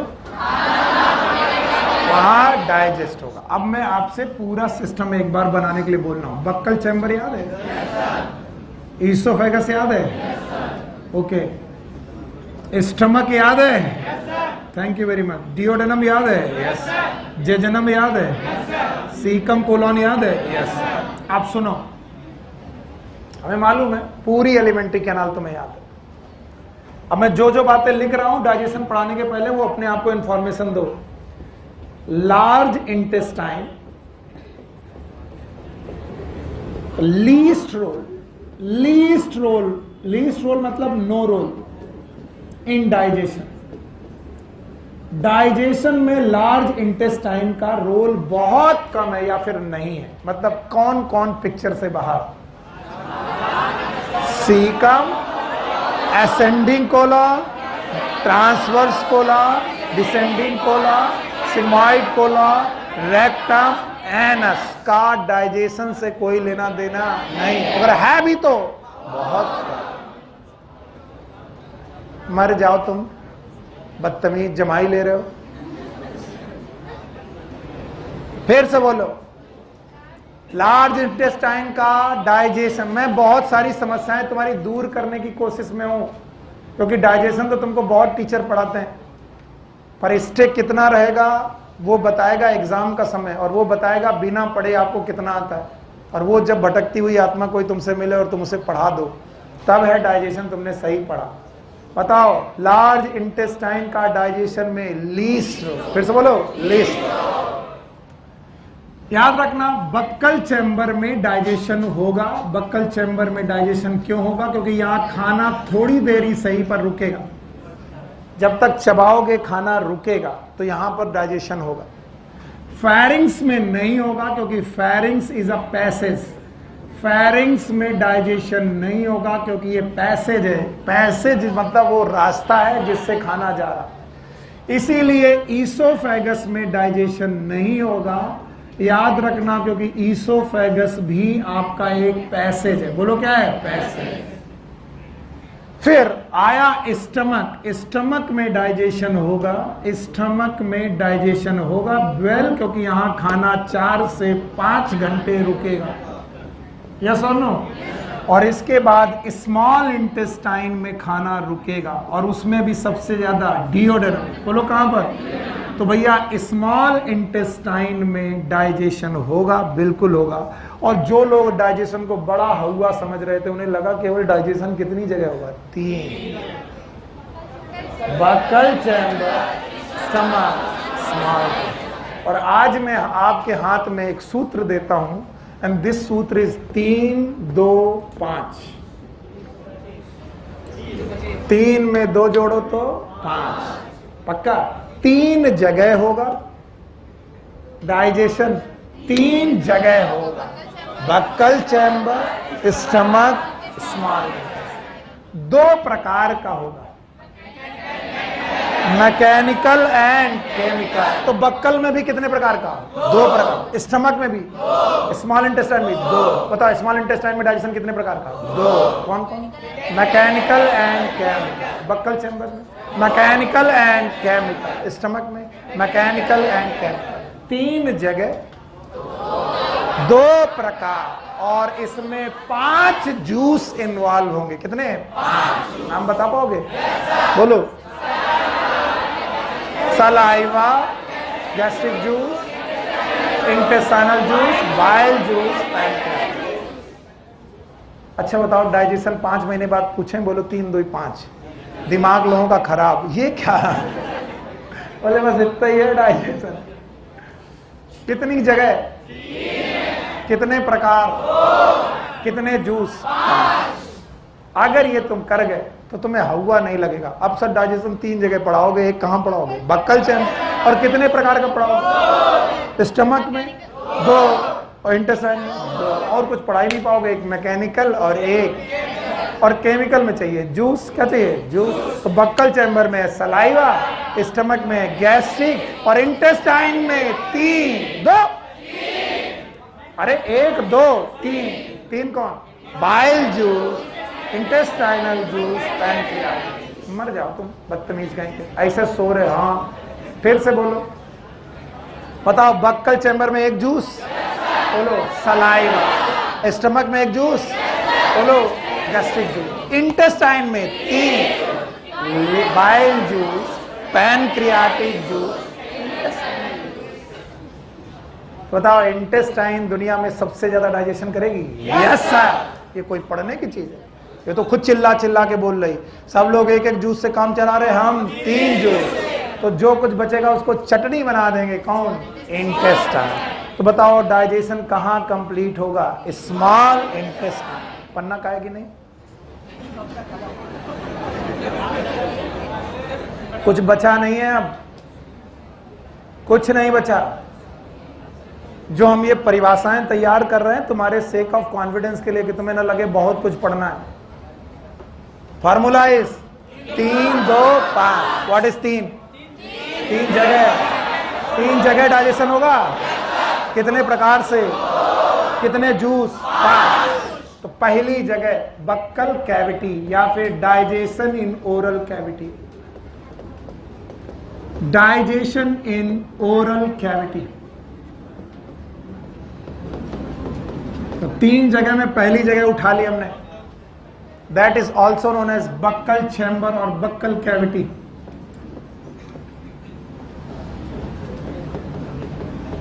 ऐसा हवा बना के रखा हुआ है, पता नहीं क्या पढ़ते हैं। हर जगह 2 प्रकार का। बोलो, पहला मैकेनिकल,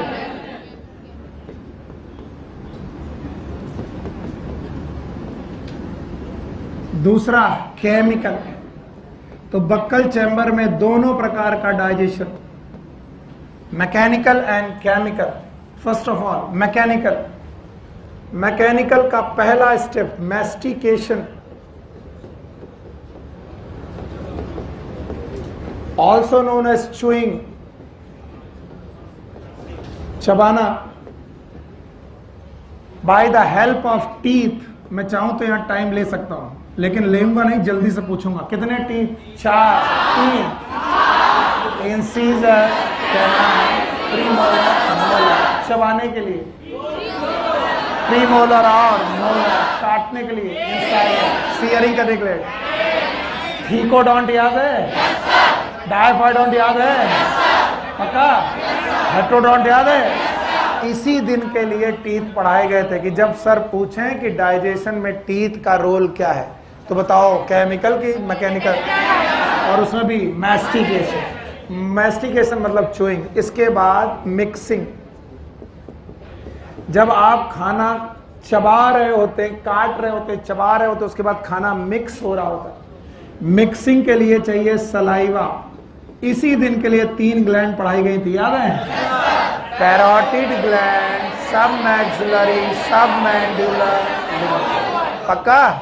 सलाइवा मिक्सिंग में मदद करेगा, याद रहेगा? और टंग भी मिक्सिंग में मदद करेगी। टंग याद है? टंग का मेन फंक्शन है सैलोइंग। याद रखना, टंग मिक्सिंग में मदद करेगी, लेकिन टंग का मेन फंक्शन है third, it is known as swallowing. Swallowing का मतलब होता है निगलना, also known as deglutition. Deglutition. घबराना मत। कोई पूछे बक्कल चैम्बर में 3 मैकेनिकल डाइजेशन के 3 स्टेप बताओ, पढ़ा नहीं पाओगे। बोलो, मैस्टिकेशन, मिक्सिंग, स्वैलोइंग। और जो लोग मैस्टिकेशन, मिक्सिंग और स्वैलोइंग अच्छे से कर रहे होंगे, तो दांत से चबाने और मिक्स करने के दौरान आपका खाना बेटा मिक्स होकर के एक स्ट्रक्चर बनाएगा, नाम है बोलस। फिर से बोलो। तो मुंह में जो खाना बना सलाइवा के मिक्सिंग से, that is known as bolus. कुछ लोग इतनी जल्दबाजी में रहते हैं कि बोलस बनने नहीं देते, ये गलत है, आपका डाइजेशन डिस्टर्ब हो जाएगा। कई बार आप गरम गरम खाना फटाक से अंदर ले लेते हो, फिर क्या क्या जलता है तुम जानना। याद रखना, चाहे वो हिंदू माइथोलॉजी हो, चाहे वो कुरान हो, चाहे वो बाइबल हो, कुरान में तो आयतें तक लिखी हैं कि आपको खाना कितनी बार चबाना है, 32 बार। 32 बार चबाना। पता नहीं किसी ने मुझे बोला था, आई डोंट नो आयत में लिखा है कि नहीं लिखा है, बोला नहीं किसी ने पढ़ा है, अगर नहीं पढ़ा तो सॉरी, लिखा है खाना 32 बार चबाना है। देखिए कितनी बढ़िया बुक है, कैसे साइंटिफिक चीजों को प्रूव करके लिखती है कि जितना चबाओगे खाना उतना पार्टिकल में टूटेगा, उतना अच्छा मिक्स होगा, उतना अच्छा मिक्स होगा, और स्वैलोइंग उतनी आसान होगी, क्योंकि तब आपका क्या बनेगा, बोलस। तो एक बच्चे ने मुझसे बोला जिस समय पार्टिकल का गोल गोल बन जाना, तो उसने कहा जब मैं चावल गोल गोल बनाता हूँ then it is bolus, it is not the bolus। ये जो हाथ में तुम गोल गोल बना रहे हो, it is not the bolus, that is Laddu. तो बोलस पता नहीं तुम क्या, मैं क्या पढ़ाता हूँ तुम क्या समझते हो। एक बच्चे ने कहा देखो हम बोलस बना रहे हैं, बोलस आपके हाथ में नहीं, कहाँ बनेंगे, नहीं तो हमें लिखना पड़ेगा डाइजेशन इन हथेली। वो एक्चुअली किसी को बोलना नहीं चाहिए, एक तो मद्रासी और एक तो बिहारी और कई बार पूर्वांचली जब दाल चावल खा रहे हो तो देखो उनका आनंद, उन्हें चम्मच दे तो खटराग लगता है, ये कैसे है। हम भी चम्मच दो, चम्मच में फीलिंग नहीं आती, वो चम्मच फेंको। सो this is not the bolus, ये बोलस है, it is not the bolus. Bolus when क्या किया आपने, मैस्टिकेशन, मैस्टिकेशन, चुइंग, मिक्सिंग, क्या बना, बोलस। बोलस आया फेरिंग्स में, कहाँ आया, फेरिंग्स। बोलस पहुंचा फेरिंग्स में और फेरिंग्स से पुश किया गया ईसोफेगस, कहाँ, ईसोफेगस में पुश किया गया और ईसोफेगस से उसका रास्ता किधर है, स्टमक। लेकिन जिस समय बोलस बन रहा था, जिस समय, उसी समय पर केमिकल डाइजेशन भी बक्कल चैम्बर में चल रहे थे bye the help of saliva, bye the help of. Although मैं सब कुछ पढ़ा चुका हूं लेकिन पूछूंगा दोबारा, कितना लीटर, 1 से 1.5 लीटर, पक्का। दिन भर में 1 से 1.5 लीटर है। पीएच 6.8, पक्का। बताइए इसमें कुछ सॉल्ट भी हैं जो कल मैंने नहीं पढ़ाए थे, आज लिख लो। सोडियम है, पोटेशियम है, क्लोराइड है, बाइकार्बोनेट है। इसके अलावा एक एंजाइम है, नाम है टाइलिन। टाइलिन, पिटाइलिन नहीं, पी को साइलेंट करना है, टाइलिन पढ़ना। It is known as salivary amylase, salivary amylase. इसके अलावा एक और एंजाइम है लाइसोजाइम। कुछ बुक थायोसाइनेट के बारे में भी लिखती हैं, तो there is one more component is known as thiocyanate, पर अपनी एनसीईआरटी थायोसाइनेट के बारे में नहीं लिखती। तो thiocyanate it is not written in NCERT, NCERT में ये सब लिखा है। सलाइवा दिन में कितना, 1 से 1.5 लीटर। पीएच 6.8। सॉल्ट में कौन कौन, sodium, potassium, chloride, bicarbonate. Enzyme में कौन, टाइलिन, सलाइवरी अमाइलेज, लाइसोजाइम। देखो ये जल्दबाजी मत करना, कुछ भी कोई बोले आज के बाद, कुछ भी डाइजेस्टिव सिस्टम में बोले 3, 2, 5 का फार्मूला याद रखना। कितनी जगह, कितने प्रकार, कितने जूस, 5 में से एक जूस हमने ले लिया, बोलो कौन, सलाइवा। अब बच्चे 4 को देखेंगे, बोलते हैं भैया लाइसोजाइम का डाइजेशन से कोई लेना देना नहीं, क्योंकि ये बैक्टीरिया को मारता है, एंटी बैक्टीरिया। इसके अलावा सलाइवा में म्यूकस है, क्या है, म्यूकस। तो सर म्यूकस का डाइजेशन से लेना देना नहीं है, लेकिन मिक्सिंग से लेना देना, किससे, मिक्सिंग। तो डाइजेशन में केमिकल डाइजेशन से लेना देना कौन है, सलाइवरी अमाइलेज। बहुत कंफ्यूजिंग है बच्चों को कि सर आपने क्या लिखा है, ये हमें समझ में नहीं आता। सुनो, डाइजेशन में जिसको डाइजेस्ट करना है उसके आगे एज लगाना है। सुनील सर को डाइजेस्ट करना है सुनील, प्रोटीन को, लिपिड को लाइपेज, लिपिडेज नहीं लाइपेज। ऐसे ही जब आप अमाइलो को डाइजेस्ट करें, किसको? अमाइलो। अमाइलो का मतलब स्टार्च, फिर से बोलो, तो ये एंजाइम का नाम होगा अमाइलेज। तो ये अमाइलेज जो है ये एक स्टार्च डाइजेस्टिंग एंजाइम है। कैसा बेटा?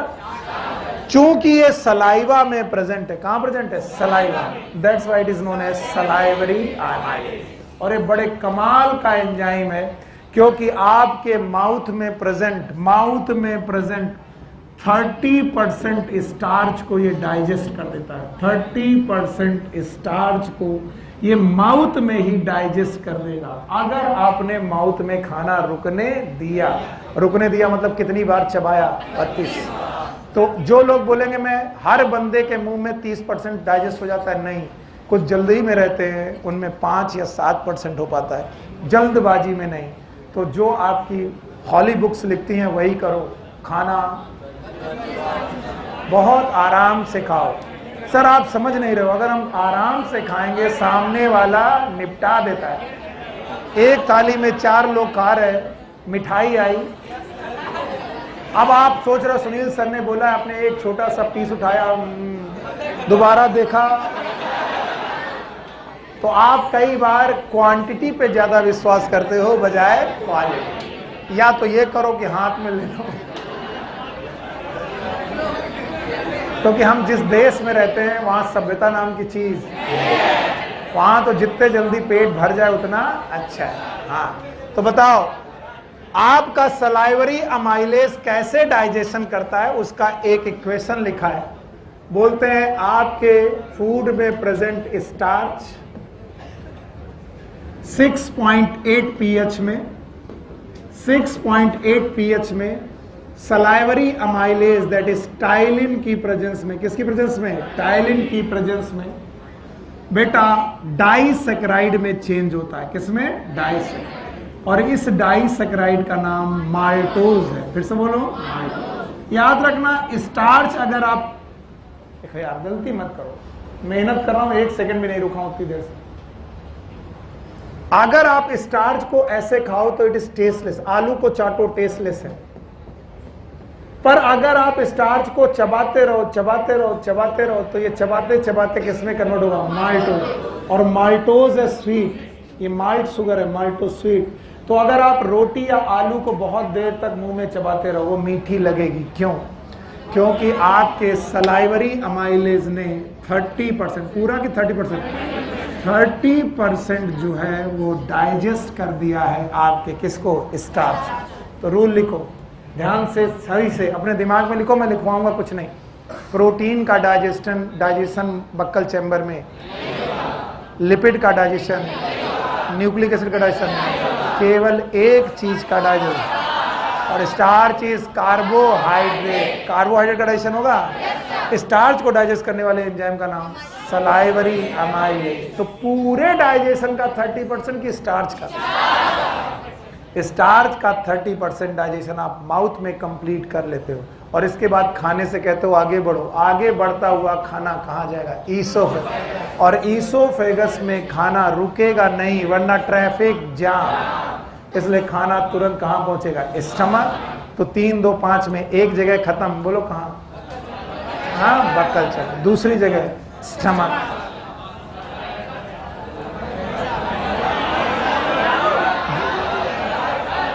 जाने दें, स्टमक वाला नहीं पढ़ोगे। ये घड़ी एकदम सही हो गई।